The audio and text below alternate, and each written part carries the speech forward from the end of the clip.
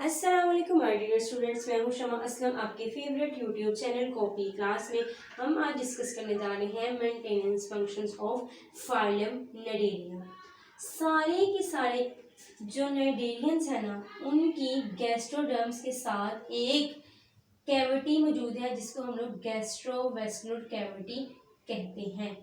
इस gastrovascular cavity के बहुत ज़्यादा फंक्शंस हैं, जैसे कि डाइजेशन करने में, रिस्पिरेटरी गैसेस को एक्सचेंज करवाने में, नाइट्रोजनियस वेस्टेज को रिलीज करने में, और बहुत ज़्यादा जो है ना और भी मज़ीद फंक्शन है जिसमें हमारे पास डिस्चार्ज ऑफ गमीट्स भी आ जाता है। फूड, डाइजेस्टिव वेस्टेज और reproductive stage enter and leave the gastrovascular cavity through the mouth. ये जो गैस्ट्रोवेस्कुलर कैविटी के ऊपर जो ओपनिंग है ना, जिसको हम लोग माउथ कह रहे हैं, इसके जरिए ही फूड की डाइजेशन और फूड, डाइजेस्टिव वेस्टेज, रिप्रोडक्टेशन का जितना भी प्रोसेस होता है ना, इसके जरिए ही एंटर और लीव होता है। अब नेक्स्ट बात करते हैं नाइडेरियंस की फूड के बारे में। नाइडेरियंस की फूड जो है ना, वो बहुत ही स्मॉल क्रस्टेशियंस हो सकते हैं, यानी कि कुछ नाइडेरियंस स्मॉल फिश को खाते हैं, ठीक है। अब जो निमेटोसिस्ट है ना, निमेटोसिस्ट क्या है जी, ये कोनाइडोसाइट्स में जो है नाइडेरिया, उसकी जो है ना उस एक टाइप है जिसको हम लोग निमेटोसिस्ट कहते हैं। निमेटोसिस्ट इंटैगल कर लेते हैं और पैरालाइज कर देते हैं प्रे को। क्या कर लेते हैं? निमेटोसिस्ट इंटैगल करते हैं और जो शिकार होता है ना, उसको बेहोश कर देते हैं। और टेंटिकल्स में जो कॉन्ट्रैक्टाइल सेल्स होते हैं, ये जो है ना, ये बेसिकली टेंटिकल सेल्स हैं जो कि माउथ के इर्द गिर्द प्रेजेंट होते हैं। इन टेंटिकल्स की ही वजह से जो है ना, फूड ने गैस्ट्रोवेस्कुलर कैविटी में दाखिल होना है। टेंटिकल्स में जो कॉन्ट्रैक्टाइल सेल्स है ना, इनकी वजह से जो टेंटिकल्स है ना, वो छोटे हो जाएंगे, जो कि हेल्प करेंगे कि जो माउथ है ना, उसमें आसानी जो से फूड आ सके। जैसे ही गैस्ट्रोवेस्कुलर कैविटी में फूड दाखिल होती हैं, तो गैस्ट्रोवेस्कुलर कैविटी में जो गैस्ट्रोडर्मल सेल्स हैं, कौन से सेल्स हैं? गैस्ट्रोडर्मल सेल्स हैं, उन्होंने सिक्रीट करना है लुब्रिकेशन। लुब्रिकेशन में हो जाएगा इंजाइम्स और म्यूकस, जिसकी वजह से जो है ना, वो फूड स्कोपी ब्रोथ, यानी कि उसको लिक्विड मिल जाएगा और किसमें कन्वर्ट हो जाएगी? Which reduce food to a soupy broth. अब जो गैस्ट्रोडर्मल जो है सेल्स, कौन से सेल्स? गैस्ट्रोडर्मल सेल्स, उनको हम लोग न्यूट्रेटिव मस्कुलर सेल्स कहते हैं। क्या कहते हैं? Nutritive muscular cells. इन सेल्स ने फूड को फैगोसिटाइज करना है। क्या करना है? फैगोसिटाइज करना है पार्शली। अब जब पार्शली जो है फूड फैगोसिटाइज हो गई है, उसके बाद ये एंटर हो जाएगी या मिल जाएगी फूड वैक्यूल के साथ। किसके साथ मिलेगी? फूड वैक्यूल के साथ इनकॉर्पोरेट कर जाएगी, जहां पे जो है फूड की डाइजेशन जो है वो कंप्लीट हो जाती है। अब जो न्यूट्रेटिव मस्कुलर सेल्स है ना, इनके पास जो है कॉन्ट्रैक्टाइल फाइबर्स मौजूद हैं। क्या है इनके पास? कॉन्ट्रैक्टाइल फाइबर्स मौजूद हैं। अब इन्होंने क्या करना है? इन्होंने हेल्प करनी है कि जो फूड का जो मटेरियल है ना, वो मूव कर जाए इन या फिर out of the vascular cavity by the process of peristaltic contraction. किस प्रोसेस के जरिए? पेरिस्टाल्टिक कॉन्ट्रैक्शन के जरिए। अब पेरिस्टाल्टिक कॉन्ट्रैक्शन में क्या होता है जी? ये एक ऐसा प्रोसेस है जिसमें रिंग लाइक कॉन्ट्रैक्शन होती है। कैसी कॉन्ट्रैक्शन होती है?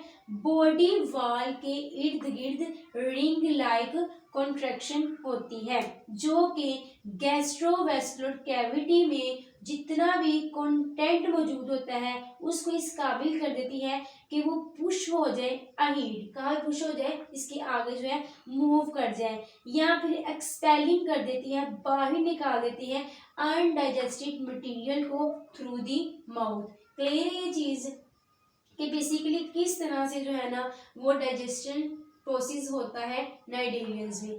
दोबारा रिपीट कर रही हूँ ताकि आसानी हो जाए। ये जो माउथ के इर्द गिर्द जो टेंटिकल्स हैं, इनके अंदर कॉन्ट्रैक्टाइल सेल्स होते हैं जो कि हेल्प करते हैं कि आसानी से जो फूड है ना वो गैस्ट्रोवेस्कुलर कैविटी में दाखिल हो जाए। कॉन्ट्रैक्टाइल सेल्स ने क्या करना होता है, उन्होंने टेंटिकल्स को शॉर्ट कर देना होता है। क्या कर देना होता है, शॉर्ट कर देना होता है। जैसे ही फूड जो है गैस्ट्रोवेस्कुलर कैविटी में दाखिल होती हैं तो गैस्ट्रोडर्मल ग्लैंड सेल्स, कौन से ग्लैंड सेल्स हैं, वो सिक्रीट करते हैं ल्यूब्रिकेटिंग म्यूकस और इंजाइम्स को। जब म्यूकस और इंजाइम्स रिलीज हो जाता है जिसकी वजह से जो जो फूड है ना उसका सरफेस एरिया कम हो जाता है, उसकी रीजन क्या होती है कि वो एक स्कोपी ब्रोथ में कन्वर्ट हो जाती है। कुछ जो गैस्ट्रोडर्मल सेल्स है ना, किसके, गैस्ट्रोडर्मल सेल्स, उनको हम लोग न्यूट्रेटिव मस्कुलर सेल्स भी कहते हैं। क्या कहते हैं, न्यूट्रेटिव मस्कुलर सेल्स। अब इनका क्या काम होता है जी, इन्होंने फूड को पार्शली डाइजेस्ट करना है। जब पार्शली डाइजेस्ट हो जाएगी तो उसके बाद फूड वैक्यूल के साथ मिला देना है, जहाँ पे डाइजेशन क्या हो जाएगी, कंप्लीट हो जाएगी। अब न्यूट्रेटिव जो है ना मस्कुलर सेल्स, कौन से सेल्स, न्यूट्रेटिव मस्कुलर सेल्स, जो कि हम लोगों ने किसको कहा हुआ है, कुछ गैस्ट्रोडर्मल सेल्स को हम लोगों ने न्यूट्रेटिव मस्कुलर सेल्स कहा हुआ है।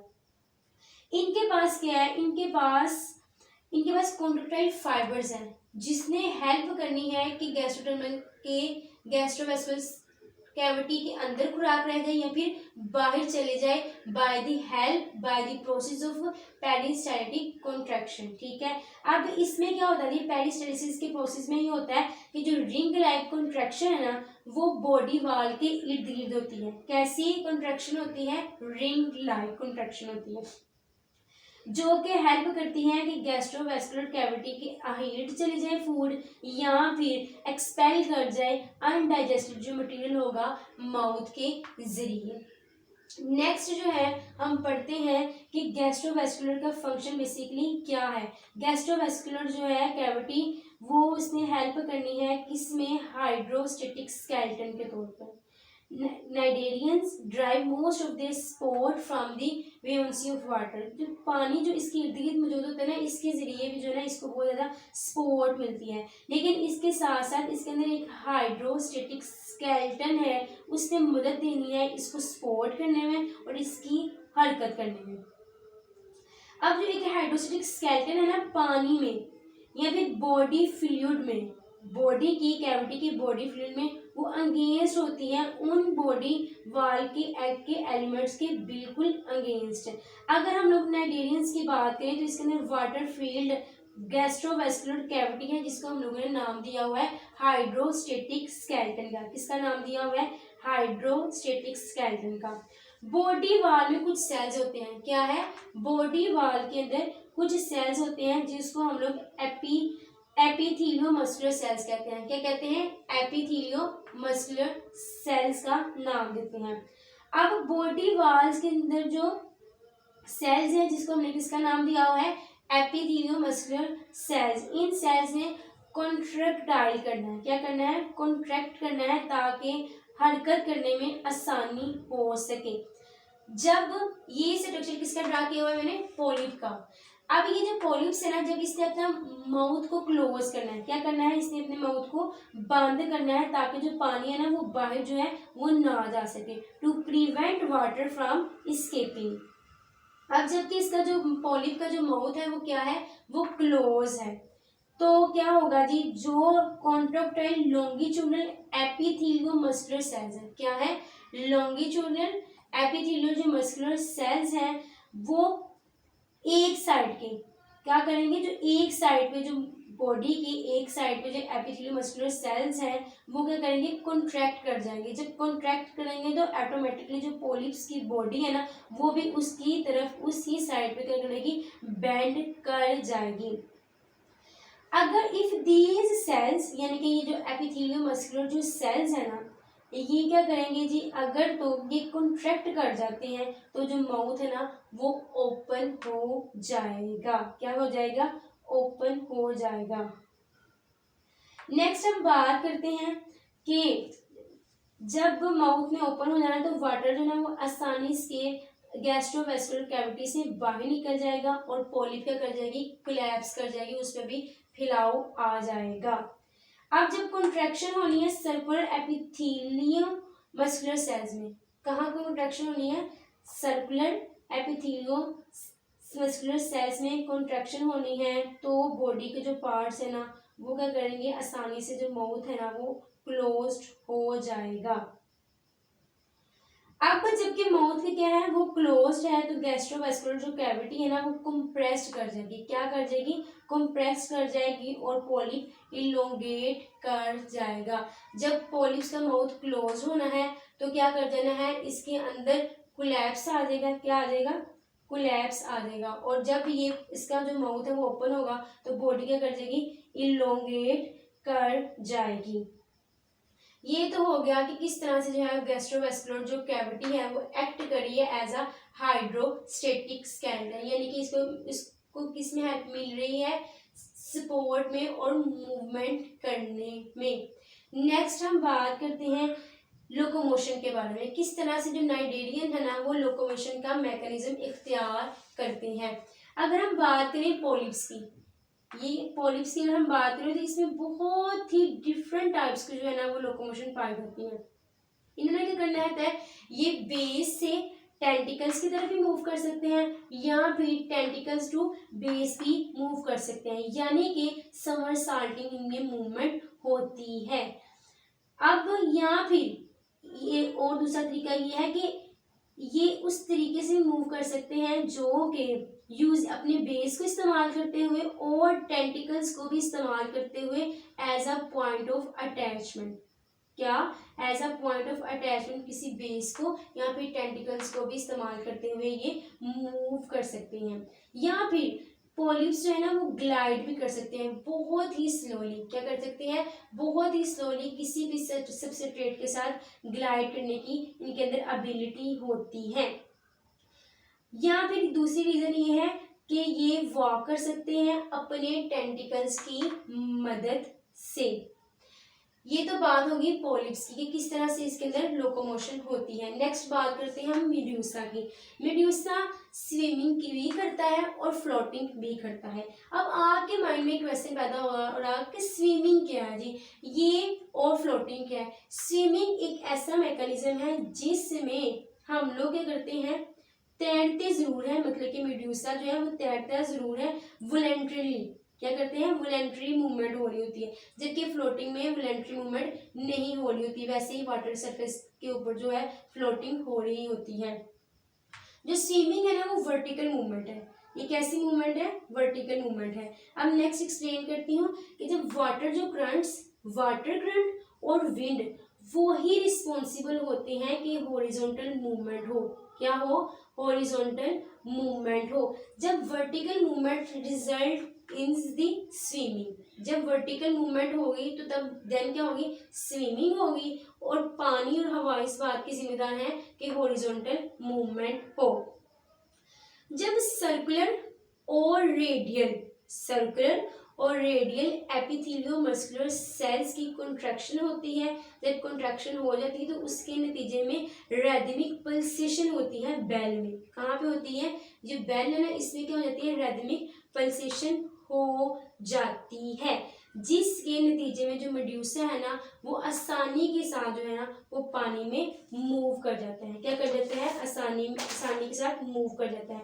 या फिर अब दूसरे लफ्ज़ों में एक्सप्लेन करूं तो वो ये है कि पैसिव ड्रिफ्टिंग होती है ना, पैसिव ड्रिफ्टिंग के साथ साथ बेल शेप्ड बॉडी की कंट्रैक्शन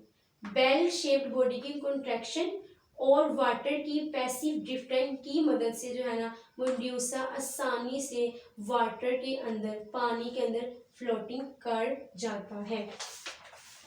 अब नेक्स्ट हम पढ़ते हैं कि किस तरह से जो है वो नर्वस सिस्टम होता है फाइलम नाइडेरिया में। जोलॉजिस्ट है बहुत सालों से जो नर्व सेल्स है ना नाइडेरियंस में उसको स्टडी करना चाह रहे हैं। उसकी रीजन ये है कि वो जो किंगडम एनिमली है ना उसकी प्रिमिटिव नर्वस सिस्टम के बारे में उनको जानने का मौका मिल जाएगा। जब उन्होंने इनके सेल्स को स्टडी किया तो उन्होंने ये बात निकाली कि जोलॉजिस्ट में gain insight into the evolution of animal nervous system कि जो नर्व सेल्स है ना वो एपिडर्मिस के नीचे मौजूद है। कहाँ में मौजूद है? बिलो दी एपिडर्मिस, जो कि बिल्कुल मेसोफिला के बिल्कुल नजदीक। ठीक है, कहाँ में मौजूद है? एपिडर्मिस के नीचे और मेसोफिला के बिल्कुल नजदीक नर्व सेल्स मौजूद हैं। और इन्होंने आपस में इंटरकनेक्ट करके 2 डायमेंशन नर्व नेट बनाना है। कैसा नर्व नेट बनाना है? 2 डायमेंशन नर्व नेट की फॉर्मेशन करनी है। अब ये जो नर्व नेट है ना इसने कंडक्ट करनी है नर्व इम्पल्सिस को जो के बॉडी के इर्द गिर्द मौजूद है, ताकि रद्देमल शो कर सके उन तमाम स्टिमुलस का जो कि लोकलाइज्ड है, जो कि इर्द गिर्द से स्टिमुलस मिल रही हैं।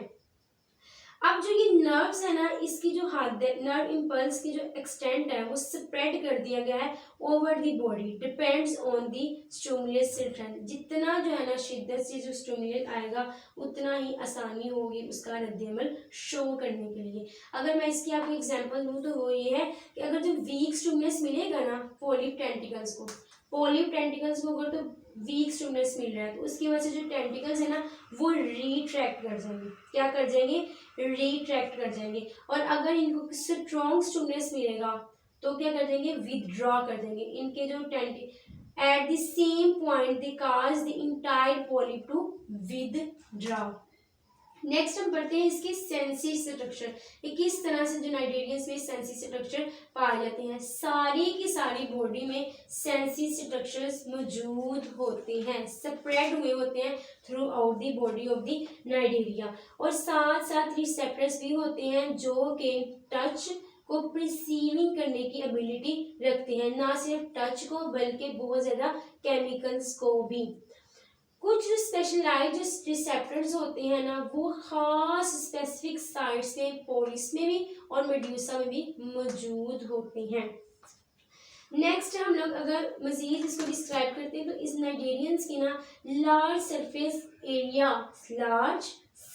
एरिया टू वॉल्यूम रेशो की वजह से सारे के जो सारे सेल्स है ना वो शॉर्ट डिस्टेंस हैं from the body surface. Clear ये चीज़। और नेक्स्ट हम बात करें इसकी एक्सक्रीशन के बारे में, किस तरह से जो नाइडेरियन है वो एक्सक्रीटरी प्रोडक्ट को वेस्ट करता है, तो वो डिफ्यूजन का प्रोसेस हो सकता है। क्लियर? कौन सा प्रोसेस हो सकता है? डिफ्यूजन का। Nitrogenous waste is exchange by diffusion.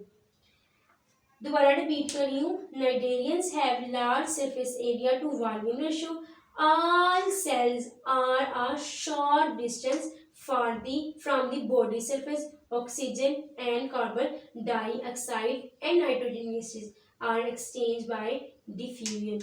Clear? किस तरह से डाइजेस्टिव सिस्टम जो है वो मौजूद है नाइडेरियंस में, हाइड्रोस्टेटिक स्केलेटन किस तरह से काम करता है और इसने किस तरह से जो है मेड्यूसा की और पोलिप्स की बॉडी को सपोर्ट में हेल्प की हुई है। नेक्स्ट इसकी लोकोमोशन क्या है, नर्वस सिस्टम, सेंसी स्ट्रक्चर के बारे में पढ़ा कि इसमें किस तरह से इसमें एबिलिटी है कि ये सेंस कर सकता है किसी भी स्टिमुलाई को। और नेक्स्ट एक्सक्रीशन के बारे में जाना, ना सिर्फ एक्सक्रीशन के बारे में हम लोगों ने देखा कि किस तरह से रिस्पिरेशन इसमें होती है, कार्बन डाइऑक्साइड और ऑक्सीजन वो नाइट्रोजन गैसेस वो किस तरह से एक्सक्रीट हो जाती हैं डिफ्यूजन के प्रोसेस से।